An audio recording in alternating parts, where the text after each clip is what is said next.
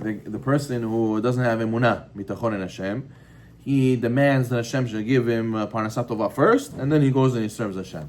He says, without it, I'm not going to make time for Hashem. So he said he doesn't have emunah in Hashem.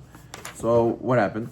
The sixth reason why this guy makes no sense is because it says, let's say a guy takes a loan from you, and you say, give me security. I don't trust you, you're going to pay it back.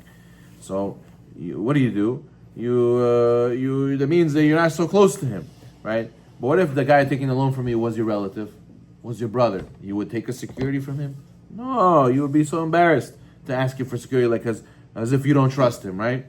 So therefore he says, how come with Hashem, who is our Father in heaven, who is our King, we have to trust the most? We take security from Hashem. We say, oh Hashem, when you give me $1 million, $10 million, then I'll sit and learn Kol all day. Then only then, when I'm good, when my parnasah is taken care of, I have nothing to worry about, then I'll go and sit and learn. Why? Why don't you trust Hashem? Then He'll give you whatever you need, and take off from work a little bit to come home earlier to have strength to be able to learn the morning, the evening. So that means we need to work on Emunah. He says, we know that Hashem loves us so much, He even does chesed with us. He gives us even when we don't deserve. It's not that Hashem is a stranger to us. Hashem does so much for us. How much more so we shouldn't ask Him for security? The seventh reason, and we'll end the chapter over here, he says, because someone who takes a security from his friend, he won't take it unless he's able to deliver the merchandise for which he's taking a security, right? But someone who requests security from Hashem to give him the benefits of secure income in advance does not have the ability on his own to repay these benefits through his service. He's not assured of being able to do mitzvot, right? So the guy says, listen, give me this watch, security. You say, okay, what are you going to do with it? I'm going to go and sell it. Wait, what if I pay you the loan? Don't worry, I'll give it back to you. I'll get you another one, the same thing. I'll get you another one, the same one. So that works. But by Hashem, what are you going to tell Hashem? Hashem, give me $10 million, and I'll be able to sit and learn all day. Hashem says, you can guarantee? Who says you're going to sit and learn? Maybe after I give you $10 million, it's still not going to be enough. Maybe you're going to forget. Maybe you're not going to be able. Then you're going to change your mind. Nah, Hashem, deal's off. And you're going to trick Hashem. You're going to take the money and run. So you see that it's not the same like in business. You cannot make such a promise with Hashem, because you can never guarantee that you're going to do those mitzvot for Him. As it says, one of these is a story over here, anecdote. It says that there's a big tzaddik. He said in one of his praises to Hashem, he said like this: even an intelligent person who recognizes you, he cannot take pride in his deeds. Why? Because every mitzvah tzaddik does, he can only do it if Hashem, you yourself, allow him to. Right? The Midrash says, Hashem says, show me a person who did Brit Milah and he didn't have a baby that I gave him first. You always have to have me give you something first. Show me a guy who put mezuzah and I didn't give him a house first. I have to give you a house first in order to be able to do mezuzah. Show me a guy who had tefillin and I gave him money to buy the tefillin first. So you see, Hashem says, you can never do the mitzvot yourself. You always need me to help you to do the mitzvah. So therefore, how can you guarantee that you'll give me the mitzvah? If I don't help you, you won't be able to do it. So therefore, there's no guarantees. As it says, Balukim Hilanu Kol Hayom, Shimcha Leolam Nodeh Selah. It says in Tehillim 44, we glory in Hashem all day, we thank your name forever. Why? Because we know that even when we did mitzvot, we have to give thanks to Hashem that we're able to do mitzvah. Without Hashem, we wouldn't be able to do even a mitzvah. Even if we want to do the right thing, we wouldn't be able to. Okay, next chapter. Final chapter, Chavot Levavot, chapter 7. Okay, good. He says, Kevan Sheishnan B'Shar. Once we completed the previous chapters, he says, now we have to talk about things that take away our bitachon, what ruins our bitachon.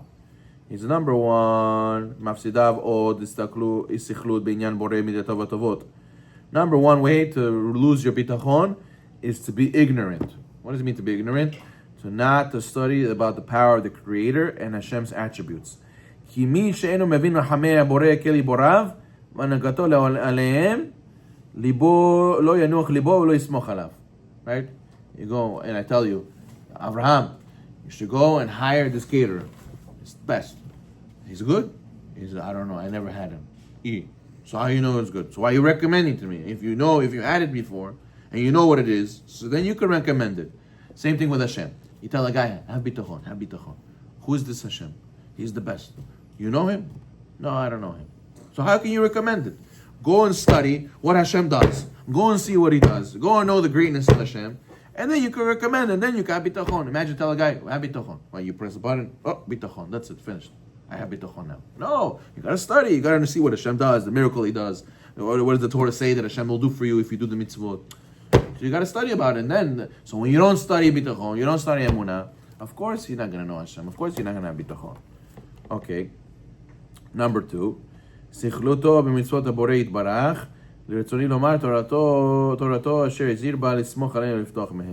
Another obstacle is if you don't know the commandments. So you have a lot of emunah, right? But you don't do mitzvot. You know these guys? They say, Hashem in my heart. I have a lot of emunah. I know Hashem is the creator. I know. And what does the creator command you to do? You know, what about tefillin? I don't know how to do that. What about Shabbat? I don't know. And what about learning Torah? I don't know anything. Why don't know? If a God, you believe there is a God, you believe He has a Torah, so why don't you know what He says? You know your father, and he's talking. What is your father saying?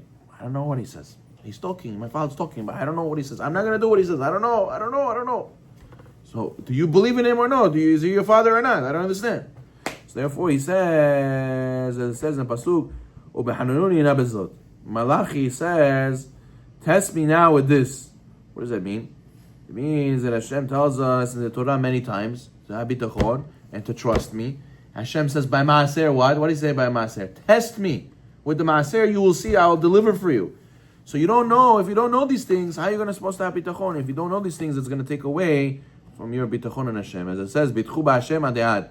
Trust in Hashem forever and ever. For a person to successfully acquire bitachon, you must take to heart that Hashem commands us to trust in Him now and forever. We'll continue this next time. Baruch Naolam.